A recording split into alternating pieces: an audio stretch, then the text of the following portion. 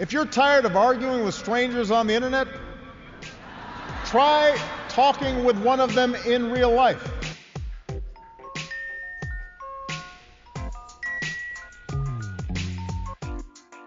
Welcome to Back in America, the podcast.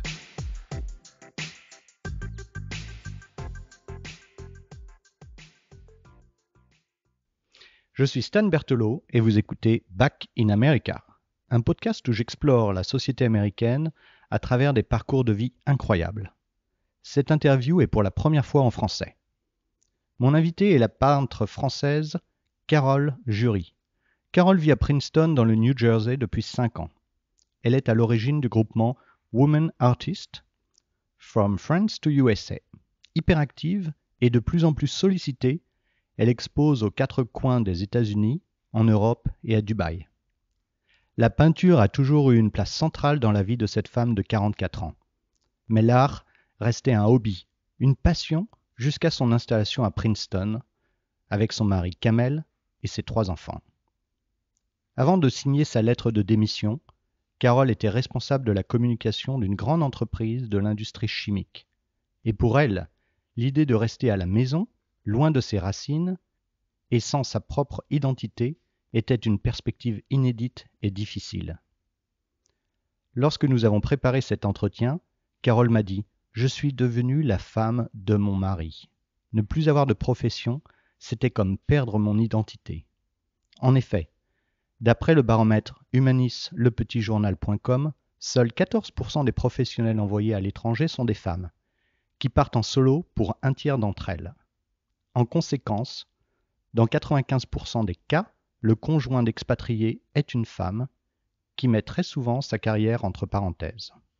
Par ailleurs, malgré un niveau d'études élevé, un bac plus 4 et 3 langues parlées dans 72% des cas, seule la moitié des conjoints qui veulent travailler, et ils sont 8 sur 10, trouvent un emploi sur place. C'est donc dans ce contexte que Carole devient consultante en communication pour des entreprises françaises installées aux États-Unis. Mais la peinture ne la quitte pas, et 1 an après son arrivée, elle s'y consacre à temps plein. Merci Carole d'avoir accepté cet entretien. Bonjour Stan, je suis ravie d'être là aujourd'hui. Alors, à quel moment as-tu réalisé que tu n'avais plus de job? Était-ce avant ton départ ou une fois arrivé à Princeton? Ça a été avant mon départ, puisque dès lors que vous êtes en réflexion et vous poussez à donner votre lettre de démission, eh bien, moi, c'est à ce moment-là que j'ai réalisé que je n'avais plus de job, et puis que j'allais arriver dans un nouveau pays avec un métier mais sans job. Donc c'est vraiment très différent.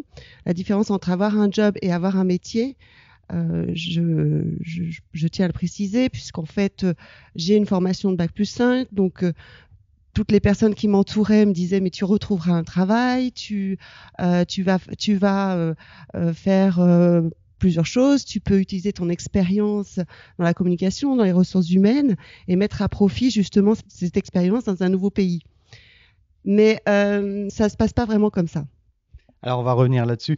Tu travaillais depuis combien de temps? Tu as toujours travaillé? Tes premiers jobs, c'était à quel âge? Eh bien, j'ai toujours travaillé comme les jeunes peuvent travailler pendant leurs études. Et puis, lorsque j'ai fini mon bac plus 5, j'avais un stage de 6 mois, donc j'ai démarré dans l'industrie chimique dès le départ, en fait, puisque j'ai commencé chez El Phatochem. Je suis un bébé de la chimie, comme ils disent dans le jargon, et j'ai fait toute ma carrière dans l'industrie chimique. Donc, j'ai travaillé 14 ans environ dans l'industrie chimique. Et qu'est-ce que tu avais étudié? J'ai étudié la sociologie des organisations à Lyon 2. Et puis, j'ai finalisé mes études par une année à l'Institut de gestion sociale de Lyon, où j'ai appris les métiers des ressources humaines. Que font tes parents à l'époque? Alors, mes parents étaient agriculteurs dans la région lyonnaise. Eux-mêmes ont changé de carrière, de vie à l'âge de 30 ans, puisqu'ils étaient plutôt dans le domaine du commercial pour mon père et dans le domaine des ressources humaines pour ma maman. Et en fait, ils ont changé de vie à 30 ans et ils sont devenus, ils ont choisi le métier d'agriculteur dans cette région. Et ils ont vraiment travailler durement, voilà. Donc ta maman travaillait également avec ton Oui, papa. oui, tout à fait. Tu as toujours vu autour de toi des femmes travailler en fait. Oui, oui. Que ça soit ma maman, que ça soit mes grands-mères. C'était des femmes qui étaient très investies dans leur vie professionnelle, des carrières plutôt agricoles, donc plutôt en binôme avec leur époux, mais elles étaient très actives, oui. Alors tu te retrouves soudain sans emploi. Comment cela impacte-t-il le regard des gens ? L'impact, il est à deux niveaux. Je dirais que le premier niveau, c'est soi-même déjà, de comment on se regarde le matin quand on se lève et qu'on n'a plus de job et qu'on a perdu en quelque part une partie de notre identité. Et effectivement, le regard des autres est très différent selon les personnes qu'on côtoie. Il y a des personnes qui réagissent très positivement en se disant oh, « t'as trop de la chance, enfin tu vas pouvoir choisir ce que tu as envie de faire, tu vas peut-être imaginer un nouveau métier ». Puis il y a d'autres personnes qui vous disent bah, oh, « c'est catastrophique, tu as Bac+5 et tu n'as plus de métier, tu n'as plus de boulot, qu'est-ce que tu vas faire de ta vie ? Tu n'es plus rien en gros ». Donc les réactions autour de vous sont très très différentes. Finalement, la partie la plus difficile, c'est soi-même et être d'accord avec soi-même pour se dire je n'ai plus de travail à proprement dit, puisque c'est quand même le travail, la fonction professionnelle, etc. Elle est très commanditée par la société et par comment on l'intègre dans la société et comment on perçoit les gens qui travaillent ou qui travaillent pas, le point de vue sociétal. Et puis soi-même où là on a envie ou pas de l'accepter. Et je crois que c'est ça qui fait la force pour rebondir et pour avoir envie de retrouver une situation professionnelle dite normale ou dans laquelle on va se sentir bien.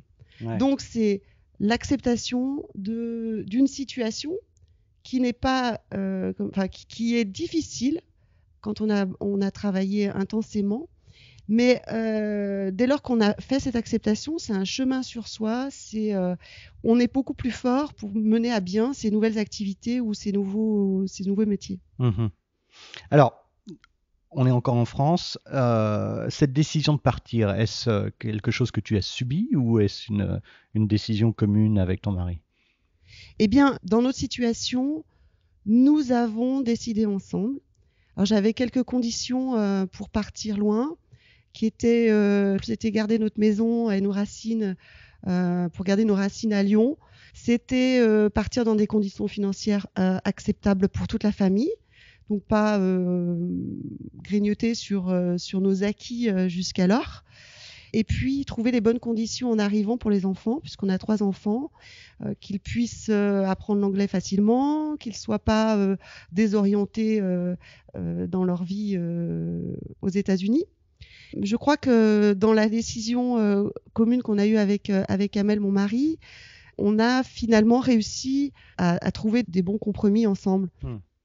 Alors, parle-nous des premiers temps. Parles-tu anglais en arrivant ? As-tu des amis à Princeton ?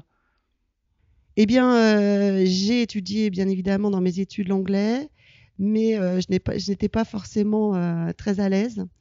Donc, j'ai pris des cours d'anglais grâce à l'entreprise de mon mari. Je ne connaissais personne, mais j'ai rencontré des personnes via la communauté française, puisqu'aux États-Unis et notamment là où on se trouve à Princeton, la communauté française est très grande et surtout très bienveillante. Donc ça, c'est vraiment important dans une expatriation que de se retrouver dans un contexte d'expatrié positif, où les personnes vous accueillent avec plaisir, etc. Finalement, cette première étape dans l'expatriation qui est d'arriver, de rencontrer des personnes, etc., c'est très bien passé. Mmh. Et les enfants ? Et les enfants également, puisqu'ils ont été scolarisés rapidement à l'école française, à l'école franco-américaine de Princeton. Et de là, les enfants ont une capacité d'adaptation phénoménale. Donc, ils se sont tout de suite retrouvés à l'aise. D'accord. Je me souviens la première fois qu'on s'est rencontrés, tu as rapidement et très fortement insisté sur le fait que tu travaillais. À l'époque, tu étais consultante. Comment vivais-tu cette nouvelle vie? Quand je suis arrivée, au bout de 2 mois, il y a un ancien collègue d'Arkema qui m'a contacté et qui m'a dit est-ce que tu serais disponible? J'ai vu sur Facebook que tu étais aux États-Unis. Est-ce que tu serais disponible pour me filer un coup de main dans mon entreprise? Et donc j'ai tout de suite accepté parce que c'était très très important pour moi d'avoir une activité professionnelle. Je voulais pas finalement qu'il y ait de rupture entre ce que je faisais en France et ce que je faisais et ce que j'allais faire aux États-Unis. Du coup, effectivement, j'avais envie de dire oui, je travaille. Parce que j'ai finalement jamais arrêté d'essayer de travailler. Cette envie de dire je travaille, c'est aussi se donner une sorte de... Alors c'est complètement fake, mais ça fait du bien de dire aux autres oui, j'ai une activité, oui, je fais ça. Mhm. Et c'était le cas, hein, puisque j'ai aidé aussi des startups dans leur construction de leur stratégie de communication. Donc, j'étais active. Mais pas active de la même manière qu'on peut l'être, que je pouvais l'être en France. Et tu crois que pour une femme, c'est d'autant plus important, une femme qui a travaillé, de continuer de dire finalement je travaille. Non, c'est un choix. Il y a des femmes qui acceptent très bien de faire une rupture dans leur vie professionnelle, d'accepter d'être à la maison et d'avoir d'autres activités, qu'elles soient associatives, des activités avec leurs enfants. Ça, je pense que c'est tout à chacun de décider ou de prendre les choix qui vont être les plus Mhm. adaptés à soi-même. Alors, à quel moment as-tu décidé d'arrêter la com pour te consacrer à l'art? Qu'est-ce qui a été le déclencheur? Ce qui s'est passé, c'est qu'en fait, j'ai commencé de vendre des toiles par le plus grand des hasards, puisque j'ai participé à une silent auction à l'école franco-américaine et j'ai proposé une de mes toiles que j'avais faite aux États-Unis. Donc, on est arrivé en septembre 2014 et la toile a été présentée en avril 2015. Et de là, cette toile a été vendue. Et puis, j'ai eu l'opportunité de faire quelques petites expositions et de vendre des œuvres. De fil en aiguille, je n'avais plus le temps de travailler en tant que consultante en communication. Il a fallu que je fasse un choix. Mhm. Et ce choix, je l'ai fait au regard du plaisir que je pouvais avoir à peindre, de voir que mes œuvres plaisaient, etc., etc. Voilà comment j'ai commencé. D'accord. Alors, revenons encore une fois en arrière à ton enfance. Tu aimes la peinture. Quand est-ce que ça a commencé? Petite, est-ce que déjà tu dessinais? Alors, je dessinais, je bricolais beaucoup. C'est-à-dire que je m'amusais à fabriquer des boîtes, à peindre des boîtes. J'étais beaucoup dans les boîtes d'ailleurs. Je faisais beaucoup de dessins, des collages, des superpositions de matières, etc. Tu faisais partie d'un club, tu prenais des cours? Pas du tout. Je faisais ça complètement seule. Ouais. Et puis dès le lycée, j'ai pris l'option art que j'ai passée au bac. Donc c'est vrai que cette option était un petit peu particulière à l'époque, puisque j'ai dû même changer d'établissement pour pouvoir suivre cette option. Et finalement, c'était pas quelque chose qui m'a été imposé. C'est vraiment un choix. Mes parents ont essayé avec moi et ont trouvé avec moi le bon établissement pour que je fasse cette option. Mais c'était simplement une option. Ils en pensaient quoi? Ils pensaient que j'avais envie de le faire par goût, mais ils n'avaient jamais imaginé avant ça que je puisse un jour peut-être en faire mon métier. Et à l'époque, tes influences artistiques, c'est quoi? Tu vas à des expos, Pas du tout. Tu lis, Alors, mes parents ne sont pas des parents qui vont au musée régulièrement, ou qui ont développé cette forme de culture. Après, ils ont développé d'autres choix culturels qui sont plutôt la gastronomie, les goûts pour les produits sains. C'est une autre, je dirais que ça fait partie de la culture, et c'est un autre type de culture. Non, je me suis construite par moi-même, effectivement, par la lecture, mais la ressource que j'avais dans le milieu scolaire avec ma professeure d'art du lycée, ça a été très important pour moi. Ton style est abstrait, à l'image de ton peintre préféré Pierre Soulages. Peux-tu décrire pour les auditeurs ta peinture ? Tu travailles avec des couteaux, des spatules. À quoi ressemblent tes œuvres ? Ma peinture, au départ, a été très inspirée par Pierre Soulages parce que j'adore ses reliefs. J'adore la brillance qu'il arrive à obtenir avec des couleurs très sombres. Donc évidemment le noir ou les bleus, ou voire même certaines fois certains marrons.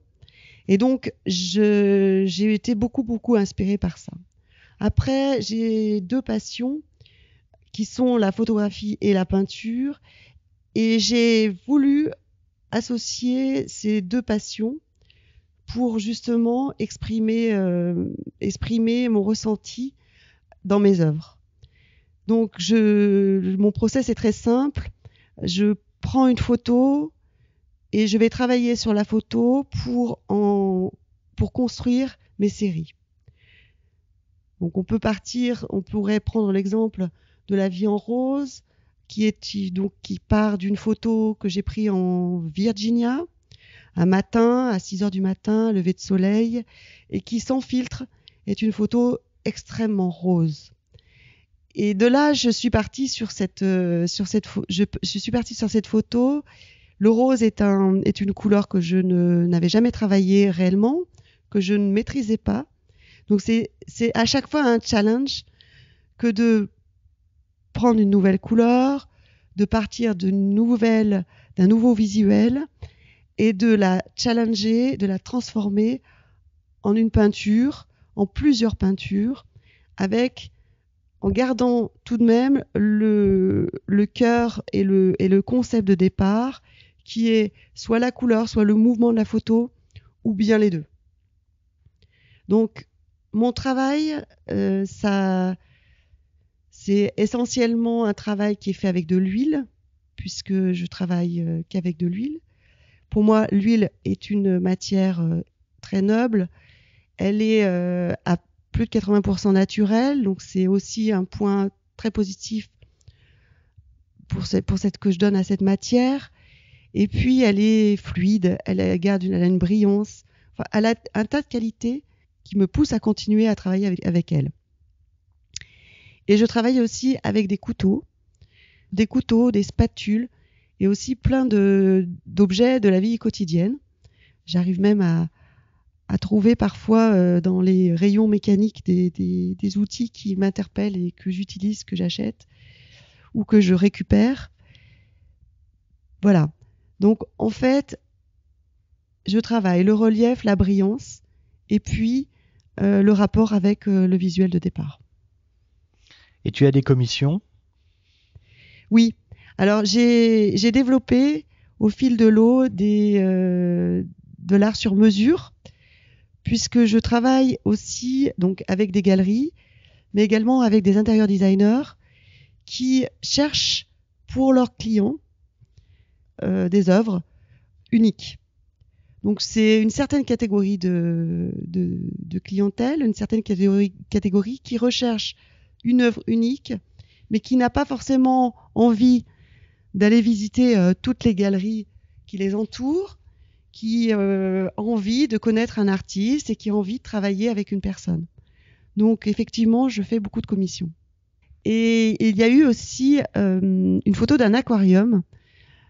Et là, quand j'ai vu cette photo, que l'intérieur designer m'a dit, voilà, ce monsieur qui t'a déjà acheté une œuvre souhaiterait que tu réalises une nouvelle œuvre et que tu t'inspires de cette photo d'aquarium qui était d'ailleurs de très mauvaise qualité, puisqu'en fait elle avait été prise à travers une vitre déjà, et en fait on voyait très très mal le sujet qui était une étoile de mer. Donc dans des couleurs en plus très particulières, c'était du orange et du vert. Et voilà, et donc là je lui ai dit c'est sympa, mais moi je pourrais pas changer mon art. Donc j'ai rencontré ce monsieur et je lui ai dit voilà, si vous cherchez un peintre figuratif, je peux vous en trouver un. Si vous voulez vraiment l'image de votre aquarium sur votre toile, on peut trouver la bonne personne et le bon artiste, mais je ne pourrais pas retranscrire exactement la photo que vous me proposez en tableau. Il m'a dit non, mais Carole, je sais, vous êtes une peintre abstraite. Justement, je veux que vous puissiez retranscrire cette photo avec votre propre vision de la photo. Ok, donc j'ai relevé ce challenge et puis on est arrivé à une toile qui n'avait pas forcément les caractéristiques de la photo, mais une toile qui retranscrivait finalement ce flou de la photo et les couleurs aussi de cette prise de vue. Alors revenons à tes débuts d'artiste aux États-Unis. Quelle différence notable peux-tu noter entre la vie d'artiste aux US et en France ? Aux États-Unis, c'est assez facile de pouvoir construire une nouvelle vie professionnelle. Donc on en revient à ça. C'est facile de créer une entreprise. C'est facile d'être auto-entrepreneur. C'est facile de se reconstruire, puisqu'en fait, c'est tellement commun. Les gens, les Américains ont parfois 10 ou 15 carrières dans la même vie, dans des métiers complètement différents. Pour les artistes aux États-Unis, il y a plein d'associations ou d'organisations qui prennent en charge ou qui proposent à des artistes indépendants de construire une carrière ou de commencer une carrière. Mm-hmm. Je ne peux pas dire si ça existe en France ou pas. En tous les cas, ici, c'est très commun. Et alors, qu'est-ce qui t'a lancé, toi, aux États-Unis? Avec quelle galerie as-tu travaillé? Qu'est-ce qui t'a permis d'exposer tes premières toiles? Donc, le premier facilitateur pour quand j'ai démarré a été la communauté française. Elle a été extraordinaire. Elle m'a beaucoup soutenue. Elle me soutient encore d'ailleurs. Alors, elle m'a soutenue en venant à mes expositions. Elle m'a soutenue en achetant des œuvres, en étant très très bienveillante avec moi. Donc ça, c'est très important. Et puis, 2 rencontres assez déterminantes. La première, ça a été, c'est deux rencontres d'ailleurs qui font partie de la communauté française. La première avec French Wink, donc qui est une organisation basée à New York qui vise à promouvoir les produits français aux États-Unis, mais notamment à New York, de jeunes personnes très très dynamiques qui ont mis cette organisation en place et qui m'ont accueilli aussi au sein de French Wink et qui m'ont coopté avec la galerie Hazard Gallery, donc qui est une galerie à New York. Et puis la deuxième rencontre aussi très déterminante a été la rencontre avec la manager d'un établissement de beaux concepts à Princeton, qui m'a en fait exposé dans son showroom. Sans ça, je ne sais pas ce qu'il en serait de mon art aujourd'hui.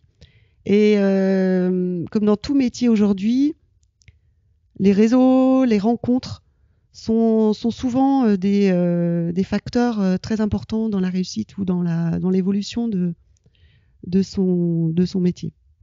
Donc tu es lancé par la communauté française qui te soutient.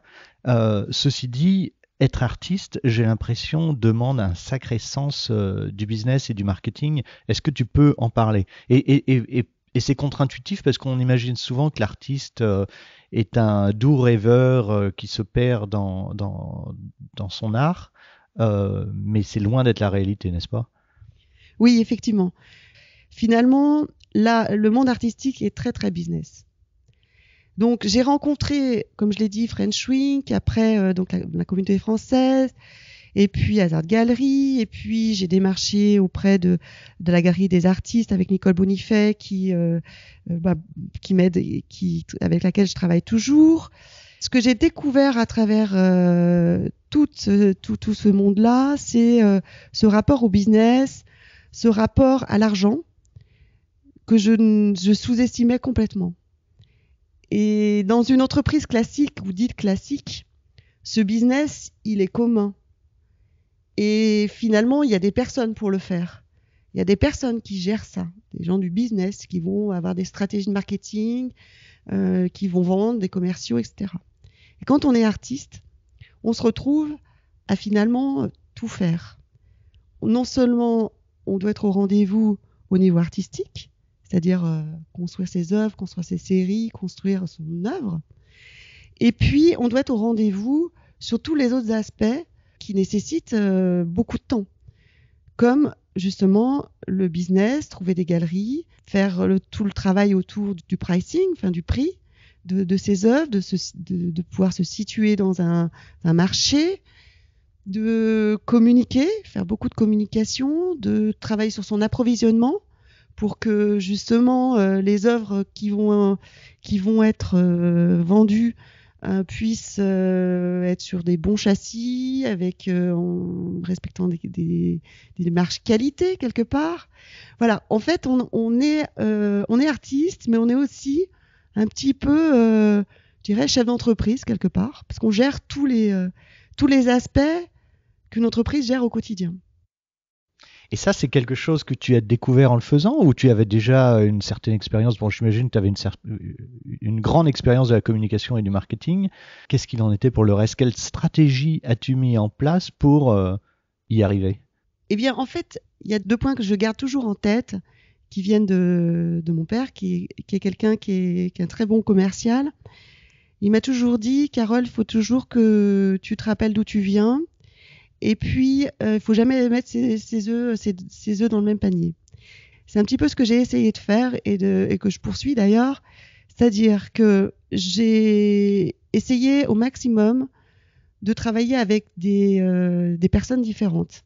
Donc des galeries, des particuliers, des intérieur designers, et puis des entreprises, puisqu'aujourd'hui je fais aussi des workshops et je participe à des team building avec certaines entreprises où j'interviens en tant que performeur. Voilà pour ce point-là. Et puis, toujours se rappeler d'où on vient, c'est-à-dire que je suis artiste, je suis pas une grande artiste pour l'instant, je fais ça à mon niveau.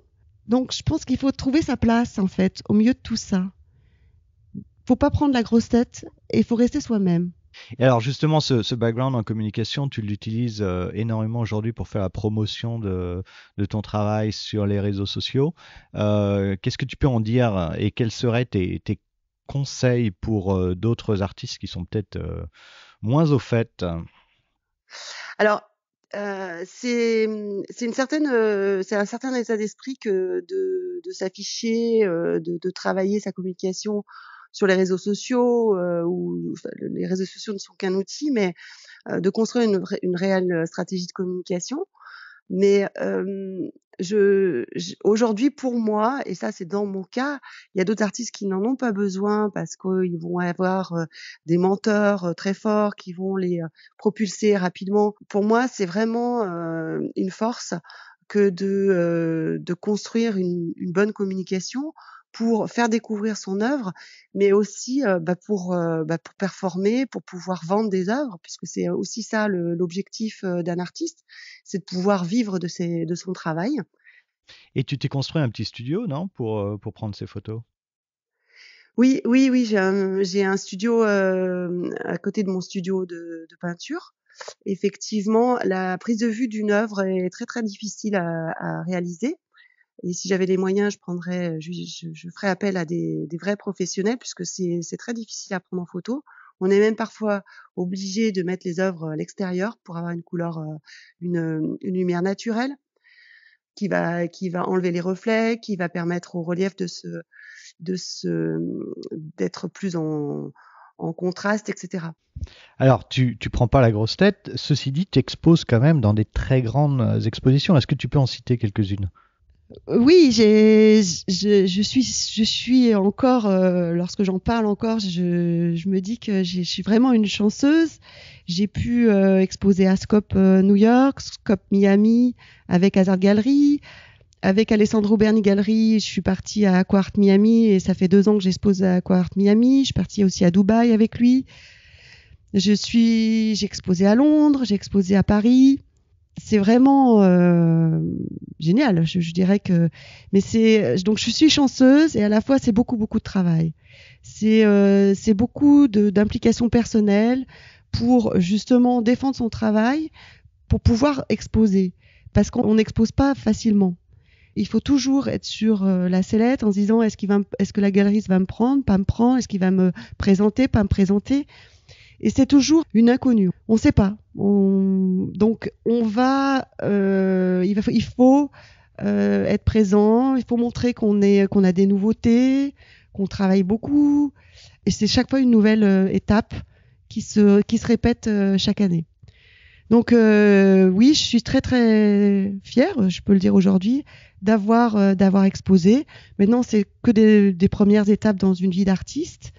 Et ça fait partie des challenges qu'on doit se donner, c'est de toujours aller plus loin, peut-être exposer. J'ai pas encore exposé en Chine, en Asie, et ça serait vraiment quelque part un super cadeau de pouvoir exposer là-bas. Alors, on vient de parler de justement tout ton travail marketing, commercial.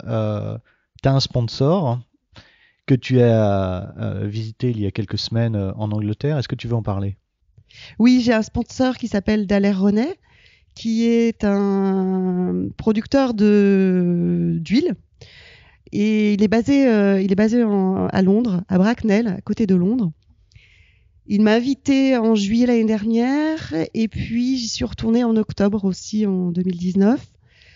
Il me sponsorise, c'est-à-dire que il m'offre de la peinture. En contrepartie, on travaille en collaboration sur des nouveaux produits, c'est-à-dire que je travaille avec le patron de la recherche et développement sur des nouveaux produits, mais également, eh bien, je communique sur leurs produits.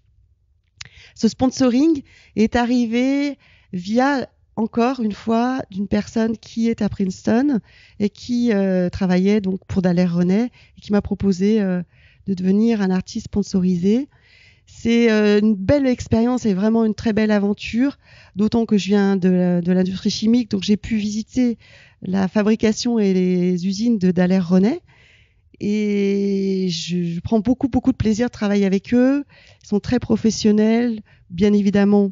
J'adore leurs produits et c'est vraiment très intéressant d'avoir cet échange aussi avec les hommes de la science, de l'industrie et puis le monde artistique.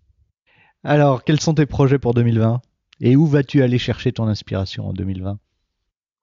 Eh bien, en fait, les projets en début d'année sont toujours un petit peu flous, puisque en fait, le programme se construit au fil de l'eau en fonction des art fairs qui vont se mettre en place.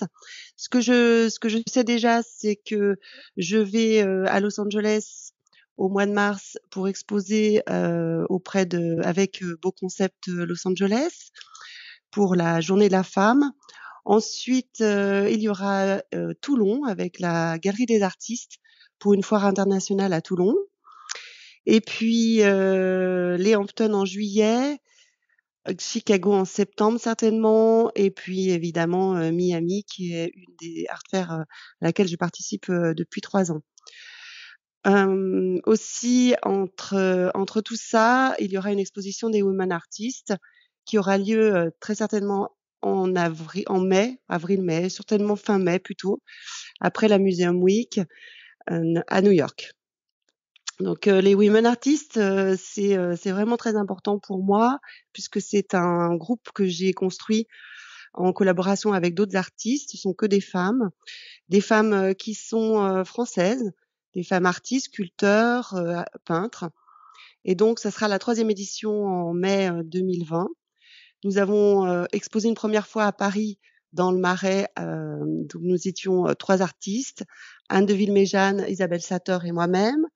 Et puis, nous avons fait une 2e édition aux États-Unis, avec une exposition au sein de la Galerie des artistes, et puis une exposition à Manhattan. Donc ça, c'était en octobre 2019.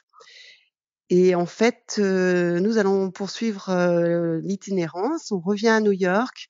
C'est une ville assez fascinante pour l'art. Donc, pour les women artists, c'est vraiment très important de prendre toute la place dans cette ville. Et donc, nous reviendrons cette fois-ci avec Rachel Charlie pour la deuxième fois. Donc, Rachel qui est photographe. Gaël Incy Marcel qui est sculpteur et moi-même, et certainement une autre artiste que je ne peux pas encore citer pour l'instant. Alors on arrive à la fin de cet entretien. Question que je pose à tous mes invités. Qu'est-ce que représente l'Amérique pour toi ? L'Amérique représente pour moi le champ des possibles. C'est un pays dans lequel on est accueilli à bras ouverts, déjà en tant que Français. Tout est possible en termes de profession. Les personnes sont très ouvertes, et je l'ai dit tout à l'heure, aux nouveaux métiers, à la reconstruction professionnelle. Donc oui, je suis fan de ce pays aujourd'hui, pour ça. Et enfin, as-tu des livres ou des films qui t'ont marqué et que tu aimerais recommander ? Alors la série qui m'a marquée en 2019, c'est la série d'Elena Ferrante, L'amie prodigieuse, parce que déjà je trouve très sympa de ne pas savoir exactement qui est l'auteur de cette série, parce que elle ne sait pas, ou elle s'est révélée, mais très très récemment. Et en fait, cette série est passionnante, très très bien écrite. L'amitié de ces 2 jeunes femmes est juste incroyable. Et voilà, j'ai été passionnée par cette série-là. Y a-t-il des questions que tu aurais aimé que je te pose ? Il y a une chose dont j'ai pas trop parlé, c'est j'ai parlé beaucoup de la communauté française qui m'a soutenue. En revanche, il y a 4 personnes qui m'ont beaucoup soutenue dans cette aventure artistique, qui sont mon mari, qui était mon premier actionnaire, on va dire, et mes enfants. Et puis certains de mes amis aussi, des amis très proches. Et ces personnes-là qui sont là au quotidien, qui contribuent à ce que ça se passe bien, qui voient les efforts qu'on fait, parce que c'est un métier compliqué, mais qui sont en permanence là en train de vous dire mais non, mais ça va être bien, vas-y, c'est chouette ce que tu fais, éclate-toi, et qui en attendent pas forcément des résultats, mais qui sont là pour vous aider psychologiquement dans un changement de vie, dans un changement de pays, etc. Eh bien, ces personnes-là sont très importantes. Et elles jouent un rôle fondamental. Je ne sais pas si, dans le cas où mon conjoint m'aurait dit c'est nul ce que tu fais, qu'est-ce que tu crois que tu vas en vendre, et combien ça va nous rapporter, et comment tu vas contribuer à la vie familiale, et si tu te mets à peindre, tu vas plus pouvoir aller chercher les enfants à l'école, ou tu vas plus pouvoir les aider à aller aux activités, etc., etc. Je ne sais pas si j'aurais tenu bon. Donc c'est très important. Ce soutien-là est très important, parce qu'en fait, certaines personnes sur lesquelles vous auriez pensé qu'ils vous allaient vous soutenir, vous soutiennent pas forcément, sont pas forcément au rendez-vous. Et parce que comme l'artiste est un petit peu mis dans une case d'inconnu, c'est l'artiste maudit qui doit pas gagner d'argent, le monde artistique c'est ci, c'est ça, c'est les fleurs bleues, etc. C'est toute cette perception-là dont on a parlé tout à l'heure, elle existe. Et donc, si vous avez personne pour vous tenir la main ou pour vous donner de l'énergie, ça doit être difficile. Donc, c'était pas mon cas, donc heureusement. Voilà. Très bien. Carole, merci beaucoup pour cet entretien. Merci à toi, Stan.